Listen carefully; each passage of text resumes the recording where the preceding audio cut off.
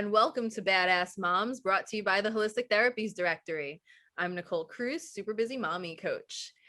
This is part 2 of a conversation with the raw and real Christopher Rausch. He is the no excuses coach. He helps people overcome their self-created crap without the self-help fluffy bullshit. One of the most down-to-earth people I've come across, like ever. Christopher, welcome back to the show. It's great to have you. Awesome, Nicole. It's great to be back. Thank you so much. Thank you so much for being here. Last time we talked about your backstory and your absolutely heartbreaking childhood and how you have no regrets about it because it turned you into this amazing kick-ass human being and you're able to just serve people and change lives all the time, which is incredible. And we started, we got into obstacles and how everyone's obstacles to success is their own brain. And you elaborated on that and explained that very clearly. So I want to dig deeper into the obstacles because I feel like most people in an abstract sense can say, yeah, I get it. Like, I get that I'm limited by my mind. I've heard that before, but I still can't figure out what to do. Like, okay, I know it's in my mind, still not seeing it. Like, right. So, what are some of the, do you have examples? What are some of the common trends you see in the mindsets that hold people back? Well, using your description right there, and thank you again for having me back. I appreciate it. When you think about what you just said, there is the fact of, let me think. How do I want to go with this? There's a couple of different ways to go with it. A lot of people won't accept responsibility for where they're at. And what's interesting is when I talk to people and they say, I don't know what I want to do, or I don't know what my purpose is. I don't know what my passion is. Biggest thing they like to say is, I don't know what to do. And I'm like, okay, or I don't know what I want. That's what it is. And I'm like, I really don't know what I want, Chris, and I've defined it as a segment of society who are comfortably miserable.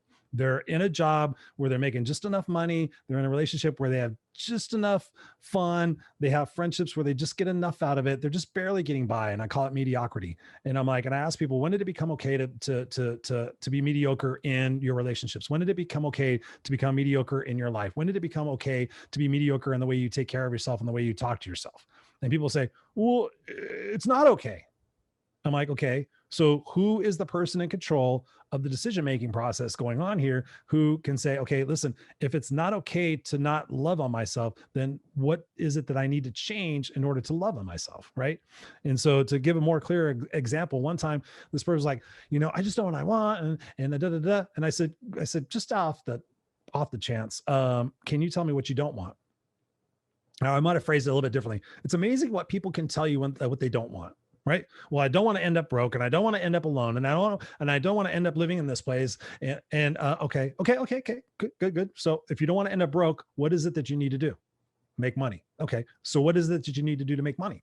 Job. Okay. So what job are you going to have in order to make money? This job. Okay. How are you going to get that job in order to make money? Okay. So we just start working backwards. We just start building out the plan backwards. Like, okay, if you don't want to end up broke, then the goal is to make money. Okay. So then getting into deeper purpose, like, why is it that you want to make money? So I can have things. Okay. Let's dig deeper. What is it that you want? What is it that you really want out of life? What is the legacy that you want to live? What is the legacy that you want to leave?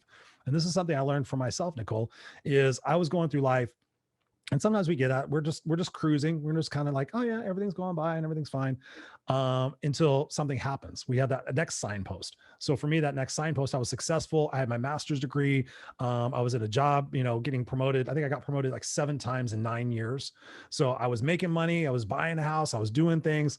But ultimately, it's about deciding, it's really about deciding what's most important to you in your journey, right?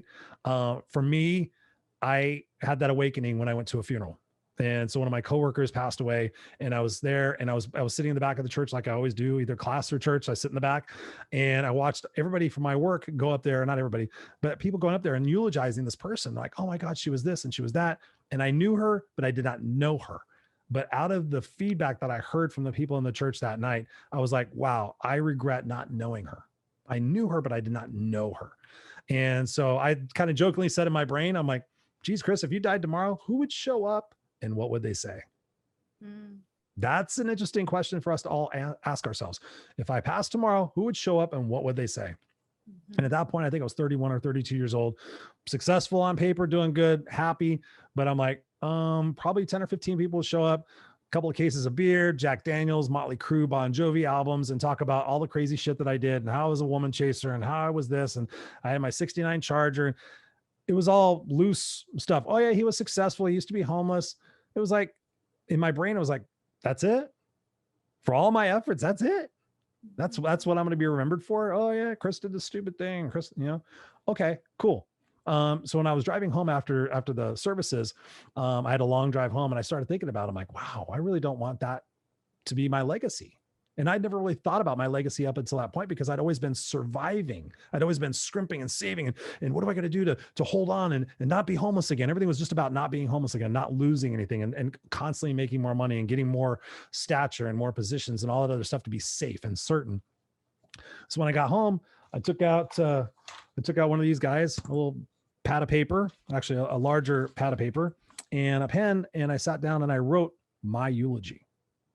Now, how many people are willing to write their eulogy?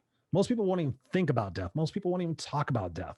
I'm talking to my friends right now. They're in their 50s and 60s and whatever. I'm like, if you had the conversation, like if you die, no. Okay. Well, you got to think with the end in mind because it's coming. It may come 10 minutes from now. It may come 10 years from now, whatever it's going to be. And so I sat there for the first time in my life and I just hand wrote whatever came out of my heart.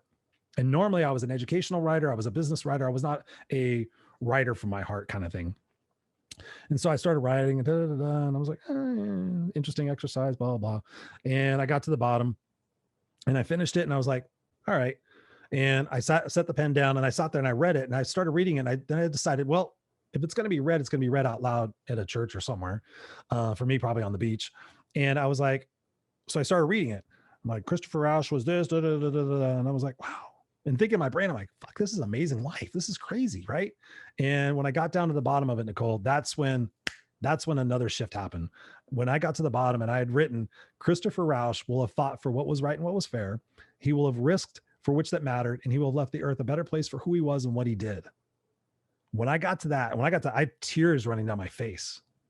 I was like, where did that come from? I'm just a survivor. I'm a guy that doesn't want to collect cans anymore, that wants to be able to buy groceries every week and pay his bills. Where did that come from?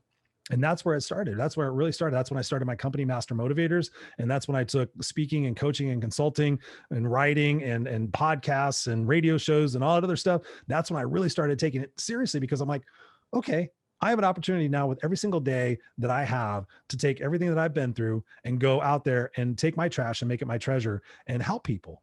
And really, really help people. And so I became lit up about it. I became excited about it. And I was talking with a buddy of mine, true story. This is a funny story. We were at Hooters. I don't know if you guys have Hooters out there, but we have Hooters out here. It was a restaurant where the girls skate around on roller skates and wear skimpy little things and whatever. So it was a funny thing. We're sitting there talking and my buddy goes, what would be for you a way to put a bow on everything that you've been through? I can't remember exactly how he said it. And I said, quite honestly, and I thought about this, but I hadn't thought about it a lot, to be able to go back to the school I dropped out of in the 7th grade at 13 years old. I walked out of that school. I never went back there. I never got to say goodbye to anybody. I never got a yearbook. Whatever was in my locker, I don't even know. I literally never went back to school. I want to go back to the school and I want to talk to those 7th and 8th graders and tell them, hey guys, I've been on a trip. I'm a grown up now. Last time I was sitting over there. Now I'm a grown up. Let me tell you about life. And he says to me, he goes, man, that would be great, wouldn't it? And you think about all the different schools throughout the United States. I get chills when I think about this. Look, you can see it. I get chills. And he goes, what school did you go to? And I said, I went to Brookhurst Junior High over in Anaheim. And he goes, say that again. And we knew each other. We worked together, but we never had like seriously deep conversations. Of course, at Hooters, you have the deep conversations, right? And I said, Brookhurst Junior High School. I said, it's over in Anaheim. He goes, my wife is a teacher there. And I'm like, the one on Brookhurst, right? Brookhurst and La Palma. He's like, yeah. He goes, my wife's a PE teacher there. And I said, oh, what a trip. Didn't even think anything of it. I said, oh, small world. He goes, I'm going to talk to her and see if we can do this. Wow. And I was like, yeah, right. Sure. Okay. Right. Okay. couple of days later, I got an email from them saying, hey, here's the person to contact. They would love to have you come speak. Wow. So it was supposed to be this big thing with the newspaper, but because of scheduling, they needed to get me scheduled in there like really quick. So they were going to do a whole homeboy, or, hometown boy comes back, do this whole thing about how I was homeless and now I come back to speak to these kids. And we couldn't get it done in time, but I did get it videoed. So it's actually on my YouTube channel. So I got to walk into Brookhurst Junior High, I can't remember how old I was, some many years later. And when I'd passed by the school before, because I'm one of those weirdos that goes back to those old places where you've been and kind of just nostalgically like, oh my God, wow, I used to live there. And I used to pass by the school. I'm like, wow. But to set foot on the grounds, to go into the principal's office, to go into the gymnasium and walk around, I was stunned. It was such a surreal experience, Nicole, from everything that I'd been through, like going hungry, like a sleeve of saltines. That was my food every day. And I would eat the crackers and I would drink water and I'm like, oh my God, that's okay. Just drink the water so it fills up in my stomach. From everything that I had been through, digging through trash cans. We used to get food from a guy at Burger King. I befriended a guy at Burger King.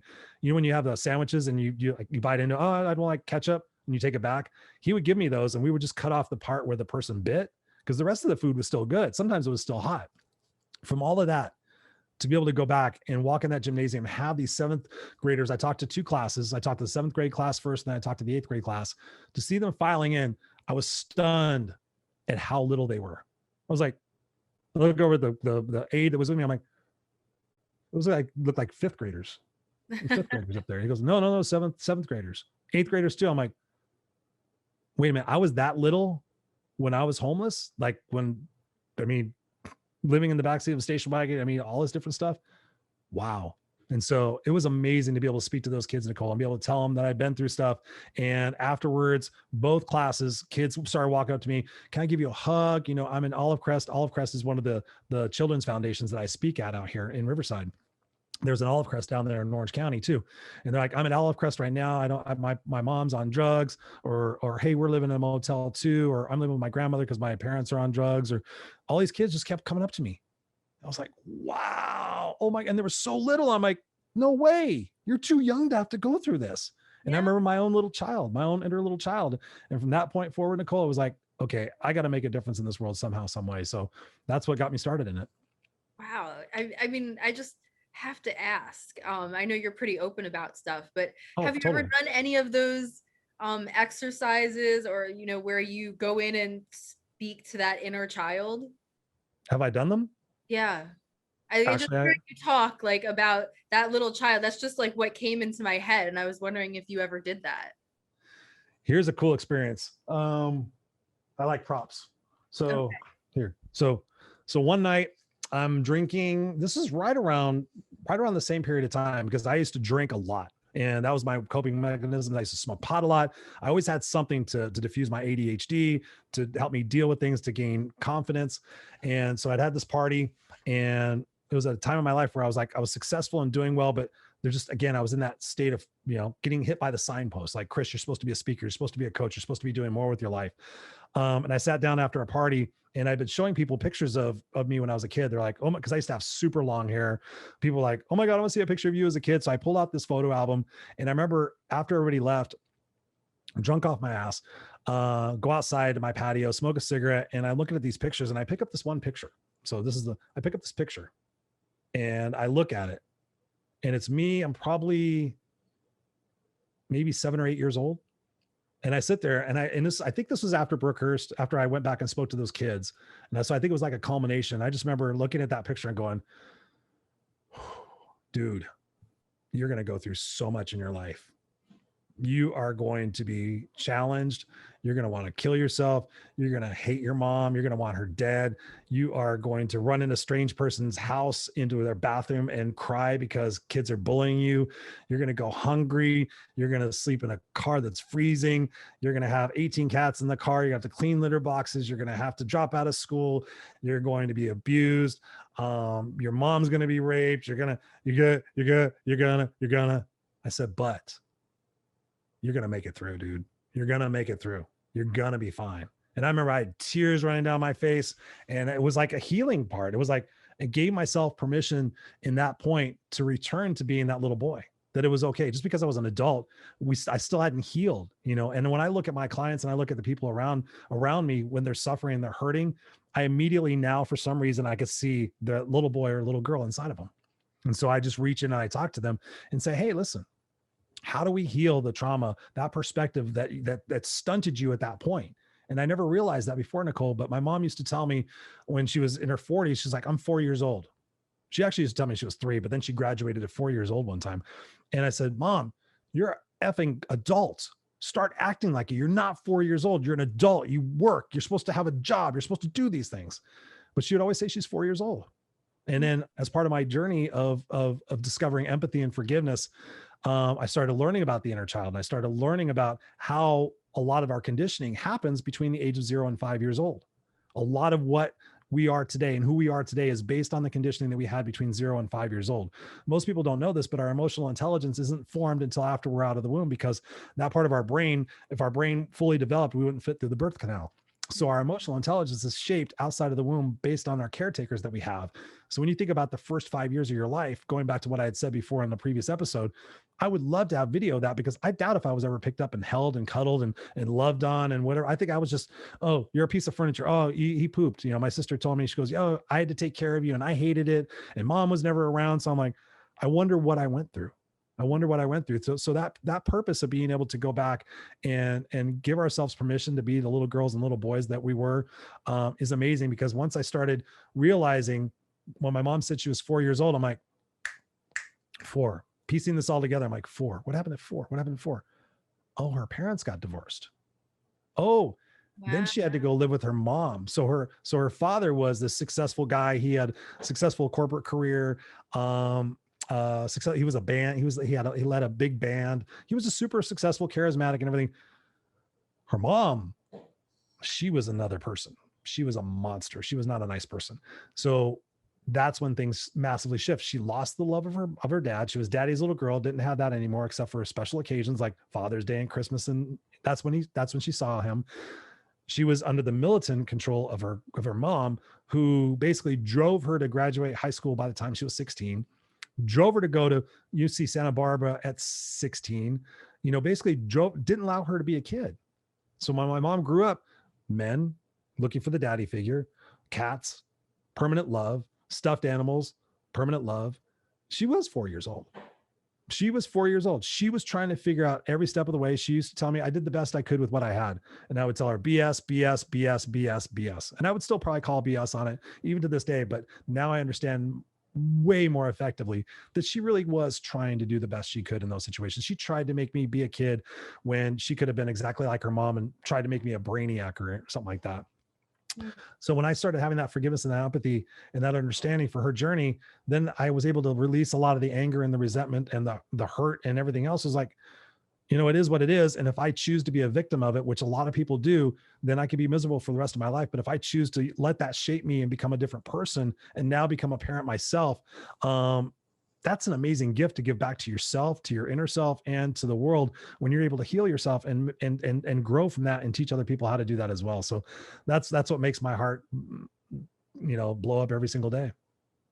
Yeah, I love that. And I want to tie that into a bit about what I do. And I mean, this audience is broad, but a lot of people listening know that, I work mostly with moms, and especially single moms going through crisis situations. And so the ability to, take responsibility, the ability to look back, shape your life, take what you can from a situation that's bad without, like not necessarily regretting it, but making the most of it.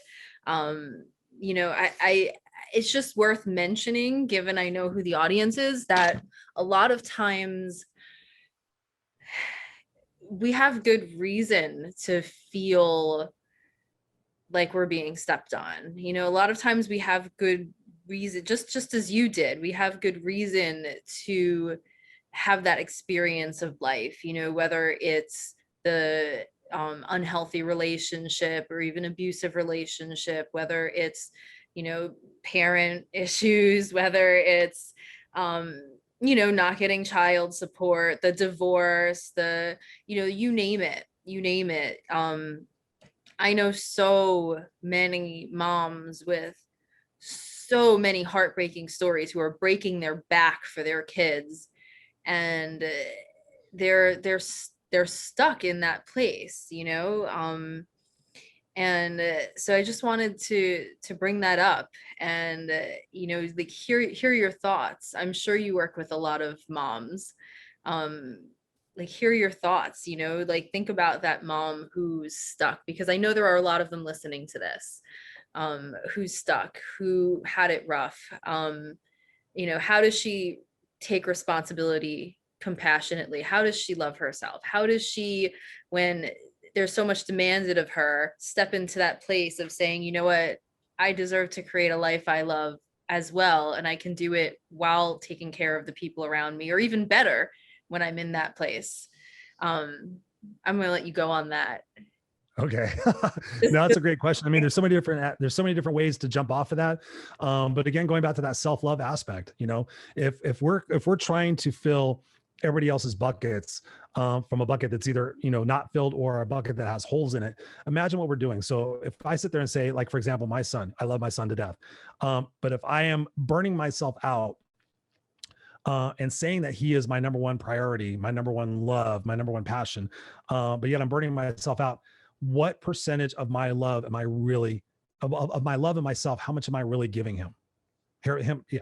How much am I, if I'm working, you know, 80 hours a week, if I'm working 2 jobs, if I'm stressed out, if I'm in a horrible relationship, how am I serving him by not taking care of myself first? And because, going back to that childhood conditioning, what happened when we took care of ourselves? What happened when we protected our toys? What happened when we coveted our things? Stop being selfish. Don't be selfish. You know, take care of other people, put other people's needs before yours, you know, all the different things we were told about. And so that's what happens. And we go into burning out. So for me, my advice in those situations is, number one, one of the low hanging fruit that you can do, that anybody could do, is create a tolerations list, right? Personal and professional. You create a tolerations list of what it is that you're tolerating from yourself. And when I give this exercise to my clients, it's usually around week 4, because we're trying to determine what it is that we could pick away to find out what the true root of the cause of the problem is. So we make a tolerations list, personal and professional. What are you tolerating? What are the things that annoy you, that piss you off, that get in your way, that you haven't been dealing with, that haven't been severe enough for you to address as a quote unquote full-on problem? Give them a week to do that. They come back and they have like 6 or 7 things on each list. I'm like, nah, I doubt it. Go think about it again. And as you're going through your week, really think about all the things you're tolerating. You tolerate the fact that somebody's always, you know, putting their lunch, 17 lunches in the refrigerator, and you have no place for your lunch. You've been tolerating whatever it is that you might be, and list those out. I really think about it. Probably 85% of the time, people come back with 30 things. Like, oh my God, Chris, I really didn't realize that my key sticks in my door. My trunk doesn't open. You know, my husband, you know, leaves his socks everywhere, and it just pisses me off. People put the empty milk cartons back in there, blah, blah, blah. And they start telling me, like, okay, so out of all those, can you imagine how you would feel and what the results would be from how you feel if you could get rid of, say, 3 of those biggest tolerations? What would life feel like? Oh my God, Chris, you can't even imagine. I'm like, okay, so what is it that we have to do and decide of how we are going to approach this, and who we need to become to address those tolerations? Well, I have to have courage, and I have to have strength, and I have to stand up, and I have to speak my voice, and I've never been able to do that. Okay, cool. You've never been able to do that up until now. So that's what we say. We start adding on those words. I've never been able to do it up until now, but now I choose and decide that I'm going to do that. One of the ways that I do that from people is determining what their best is, right? That's why I'm the no excuses coach. People sit there, I'm doing the best I can. I'm like, talk to me about your best. Let's hear your best. What is your best? What are you doing? Well, I'm doing this, and I'm doing this, I'm doing this, I'm doing this. Okay, yeah, you're doing a lot. You're doing a lot.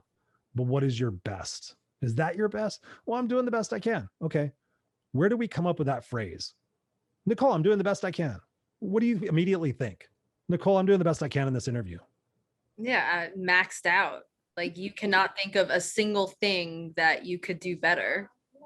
Well, at least maybe until afterwards. Well, yeah, in some respects, but from the receiver of that information, you go, oh, Chris, you're doing the best you can. That's okay. Oh, excuses. So we get that. So I remember I did this to myself, because I'm my own best coaching client. I go through the stuff first so I can help other people go through it. And so it was one day, it was years ago, like probably about 6 or 7 years ago. I'm bad at time because it goes by so fast. As I got to the end of the day and I was thinking about something, I was putting my keys and my wallet and everything up on my dresser. And I'm like, well, I did the best I could today, or I did the best I could with it. And there was some inner voice that went, yeah, right. Really? That's the excuse you're going to give yourself, Chris? You did the best you could? That wasn't your best. And so then I became obsessed. Okay, what is our best? I became obsessed. Do you know who David Goggins is? No. Okay, David Goggins, crazy guy, does all these marathons and all these strength endurance things, went from being a 300-pound guy who sprayed for cockroaches and wound up going through SEAL team training twice. Now he's massively in shape. He has zero excuses. He ran on broken feet for 100 miles. I don't aspire to do that. I like no excuses, but I also like a little balance in my life. But when you think about what your best is, and I call myself, I'm like, that was my best. Okay, what is my best? And so I'm a little crazy. I'm a little dark when I think about what my best is. So let's say, for example, let's use this example because a lot of people need money, right? Like, oh my God, I need money, Chris. I need money, Chris. I'm like, okay, so go out and raise $20,000 in the next week. Oh my God, Chris, I can't. $20,000 in a week. Are you crazy? I couldn't even probably raise $200 in a week. Story, excuse, self-fulfilling prophecy, negative limiting beliefs, all this other stuff. And I'm like, okay. And if I know they have kids or whatever, I'll say, who's the most important person in your life? Oh, my son. Okay.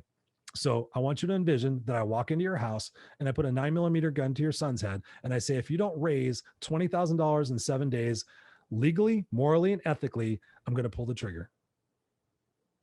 Suddenly, your best becomes exponentially greater because the amount of leverage in the situation becomes greater. So what we have to do in order to get out of the situations that we're in is we have to create leverage. We have to create our own self-induced leverage to say, hey, listen, for me, it's no regrets.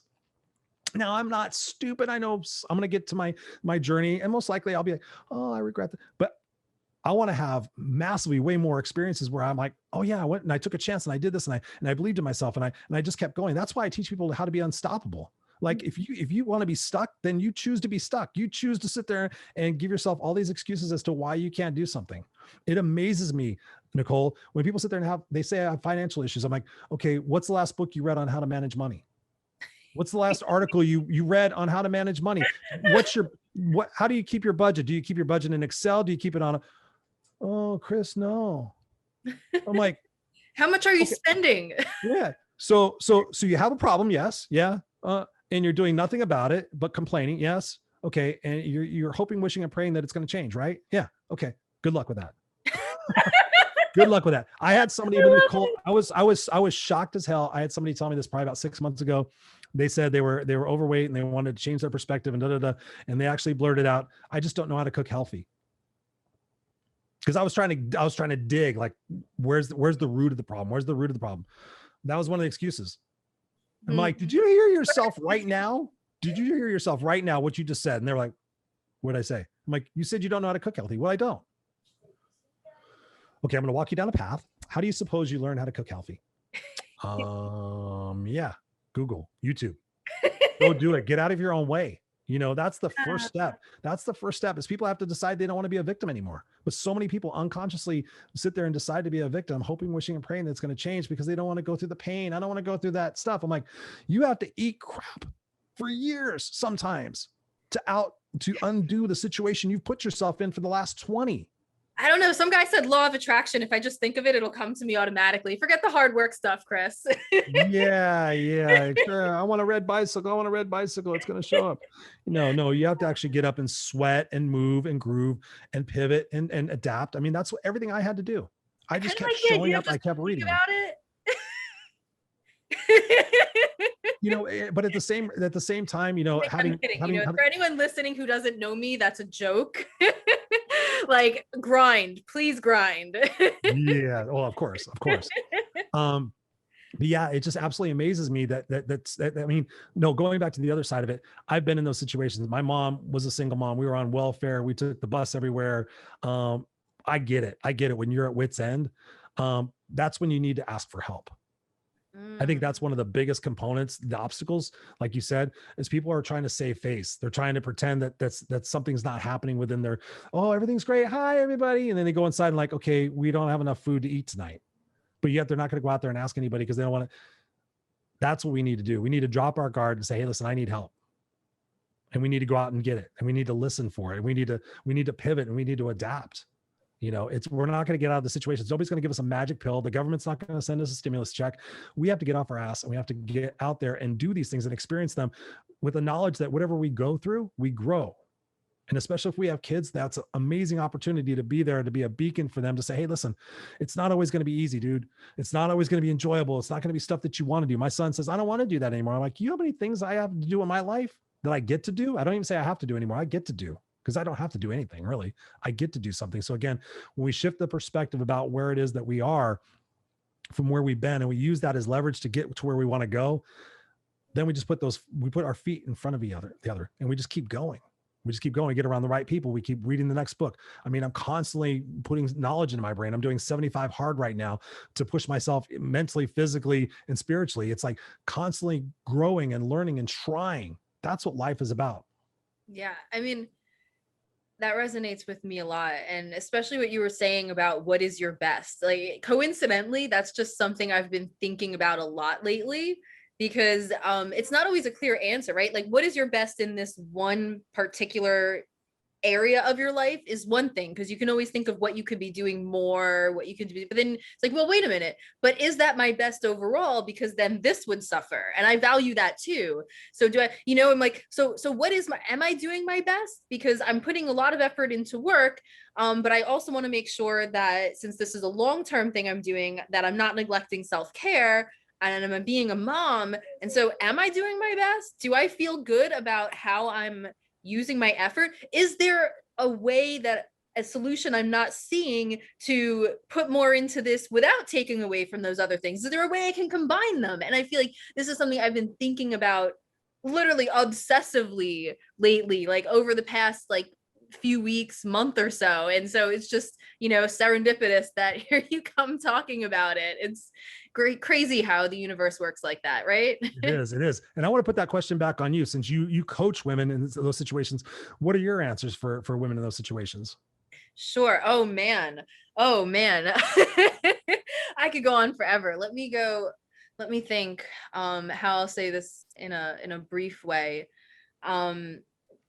So for what I was just saying right now, I think I tell people to try to get in touch with their internal compass, which is, okay, it's a little bit of a self-help fluffy bullshit term, I'll admit it. But Compass, I find that I think it can be useful, because there's this point where something feels right, and it takes a bit of discernment, because there's the little voice in the back of your head that's afraid of something, and that'll try to put you in one direction. Something could feel right because you're avoiding pain, right? So you want to try to tease out if it feels right because you're afraid, if it feels right because you're avoiding something you don't like, or if you really feel good about it on all levels, because there's this feeling of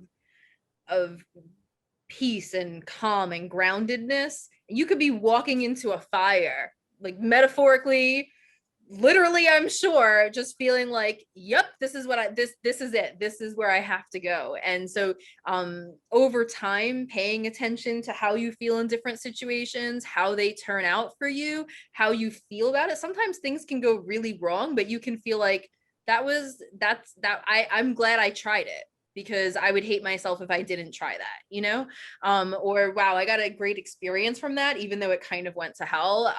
I'm glad I did it. So it's not always about what makes you happy, but what feels in line with your values, your integrity, where you're supposed to be headed. And so over time, if you can learn to discern those feelings and refine that inner compass, I feel like suddenly it becomes a little easier to know if you're on the right path for you, because there's no single right answer to this. If you're on the right path for you, when it comes to, well, am I doing my best with this, but then I'd have to take away from here, and how am I going to balance that out? And is there another solution I'm not seeing? I think when you've practiced that muscle of discernment, it'll over time become clearer. And now I'm not 100% where I can hit it, but usually I'll know pretty quickly because I'll just get this feeling in my gut, like, no, that's not what I was supposed to decide. Like, pretty quickly I'll know, like, wait, that wasn't right. That wasn't it, but again, it's a very, it's not an objective type of, it's not an objective piece of advice. So it's something that resonates with some people, may not resonate with others, but it could be a useful tool.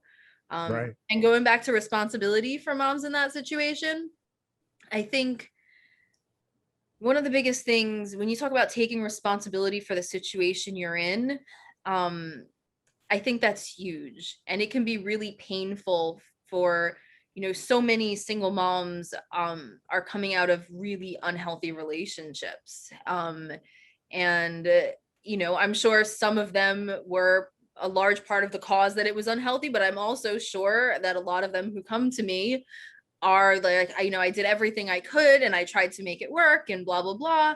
And they're really like feeling like a victim.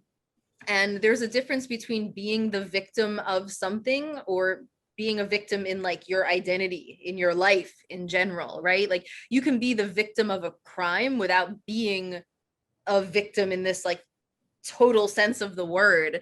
And and so, to first of all look back and like recognize how you contributed to the situation, because I don't care how sweet, how moral, how whatever you are, unless it was this like out of nowhere type situation that was done very quickly and there was no time for you to react at all, there was some way you contributed to it. And that doesn't always mean that you should have done the other thing, because we don't know what would have happened if you did the other thing, right? But it's something to think about and to recognize, like, well, I married that person, or well, I decided to do XYZ, or well, I let this person be abusive towards me all that time, and forgive yourself for it. This isn't about blaming or being harsh, and that's what people always tell me, because they'll start trying to, in a compassionate way, remind me of what I've been through. No, but it's not, I mean, look at this, and look at, this person did that and that person did that. And I'm like, I let them. I put myself, I don't want to be too explicit, because but too specific here, but like, I let myself be associated with certain people. I brought certain people into my life. I allowed them to treat me this way for a certain amount of time. And they're like, Nicole, you're so harsh with yourself. And I'm like, no, you don't get it. I'm empowering myself, because if those things happen to me and I don't acknowledge the role I play, that means that if they happen again, there's nothing I can do about it. Whereas this time, I recognize exactly what I did. I know why I did it. I recognize that at the time, I didn't know. I knew that the situation I'm in now was a possibility, but there was also another possibility of the effort I put in paying off and things working out in the end. That could have theoretically happened. I didn't know at the time. So I recognize all of that, but I also recognize that if another situation comes along, I can decide, do I want to do what I did last time, take the risk of this happening again, but also, keep the possibility open of us, getting through the other side, or making the situation better, or the same things I was trying to accomplish in the situation last time? Or do I want to choose to skip it, and not judging myself if I want to skip it, because that was part of the problem. I felt like I owed everyone else. It wasn't about, like you said, loving myself and what I want, what I deserved. I realized that I was holding myself and everyone else in the world to a different standard, because if someone else behaved badly, I'm supposed to be forgiving.